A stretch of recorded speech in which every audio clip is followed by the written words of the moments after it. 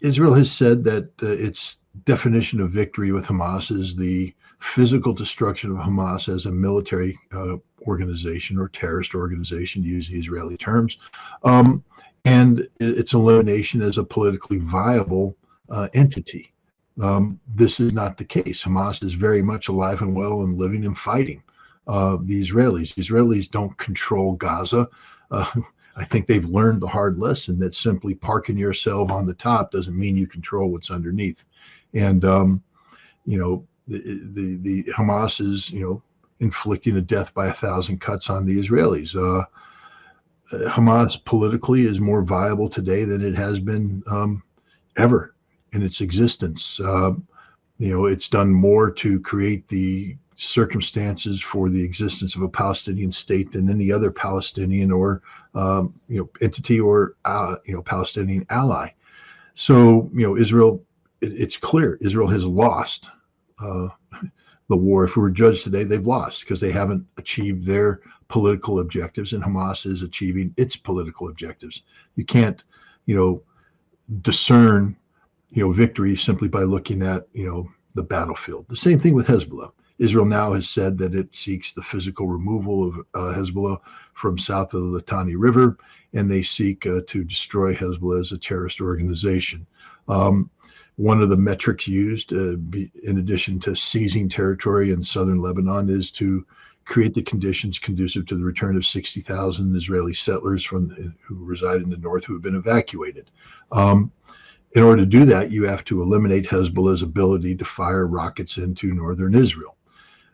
Israel somehow believes that occupying Lebanon up to the Litani River would somehow achieve that objective without acknowledging that technology has changed, that that Hezbollah possesses the ability to strike Israel from locations that are north of the Litani River.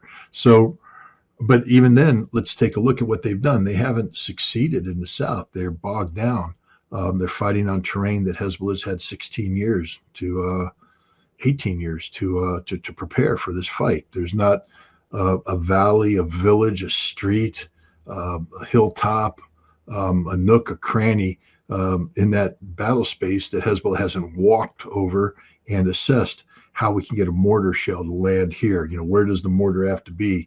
What coordinates do we have to put into the mortar? What's it? What elevation, etc.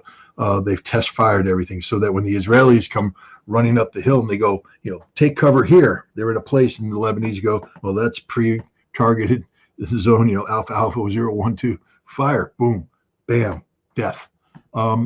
This is what Israel's moving into.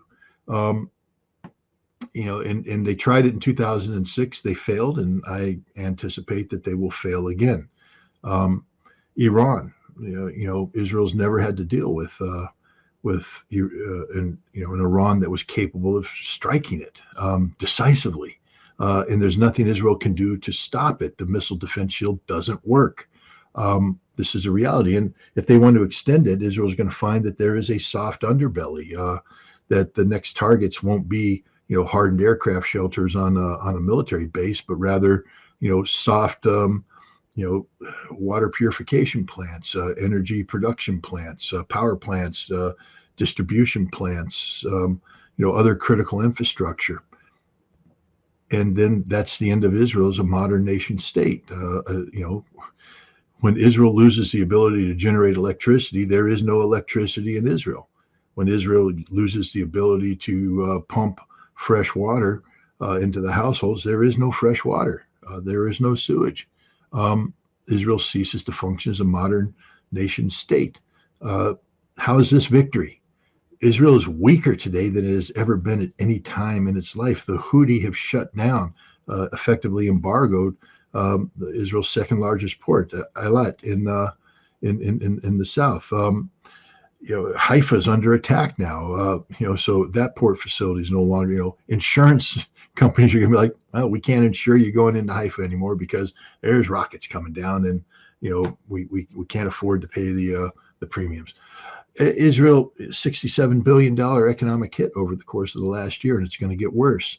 On September 9th, 2003, Benjamin Netanyahu gave a speech where about an initiative that Joe Biden had put forward at the G20 summit in New Delhi, the India, Middle East, European Economic Corridor. He said, literally, this will change the face of the Middle East and Israel forever. This is the greatest single event in Israel's history. These are his quotes. Well, the India, Middle East, European Economic Corridor isn't going to happen ever because of Israel. What Netanyahu is ignoring, the reason why France and other nations are turning their back on this, Israel has exposed to the world its reality. It's a brutal apartheid genocidal regime. That's it. The Israeli people have exposed themselves as people who support and sustain a apartheid regime that commits genocide. And the world is disgusted by this. Even a world that is accustomed to the slaughter of Arabs. I mean, let's just be clear about it. The world doesn't blink when Arabs die. Hell, if we blinked when Arabs died, we would blink a long time ago. The number of 40,000 dead Palestinian civilians is low. I mean, there's people now saying, nah, man, when you get under that rubble and you take a look at Gaza and tell me today, that ain't 40,000. When you start removing the rubble and you find the bodies, you'll find that maybe 180,000 people have been killed, maybe more. We don't know. But look what Israel's done, and nobody's saying anything. I mean, I did a little demonstration here, but really, I think we just gave up a long time ago caring about Arabs. We didn't care about 500,000 Iraqi children back in the 1990s when Madeleine Albright said it was a price we're willing to pay to overthrow Saddam Hussein, to starve to death, allow them to lie lingering deaths of disease, dysentery, because we would deny them the medicines they needed to cure these simple things. 500,000 Iraqi babies sure didn't sway America. We didn't lose any sleep. Oh, that's too bad. That's just a number. 180,000 dead Palestinians, just a number. We don't attach faces to them. We don't say they're people. It's just a number. It's a statistic. They're Arabs. They die all the time anyways. And again, how can we care about the Palestinian people more than the Egyptians? How can we care about the Palestinian people more than the Saudis, more than the Kuwaitis, more than the Jordanians? The Arabs don't care about the Palestinian people. Why should we care about the Palestinian people? We should care about the Arabs that kowtow to us, that subordinate their national interests to us, that give us the oil, that give us access to military bases, to do what we want them to do. Why should we care about the Palestinian people? And we don't care about the Palestinian people. What we care about is our own reputations. And when the world starts to wake up to the reality that what is happening with the Palestinians is genocide, then leaders like Emmanuel Macron start to understand, well, we have to say something. We have to do something. It appears. Why? Well, I'll tell you why. BRICS. BRICS is why. BRICS is creating a gravitational center, a new gravitational reality in the global geopolitical community that is more than just economics. It's achieved a political status, and the political status has to take into account now how the world feels about Israel. And the global South is rejecting what Israel is doing to the Palestinian people. And they're creating a new moral standard.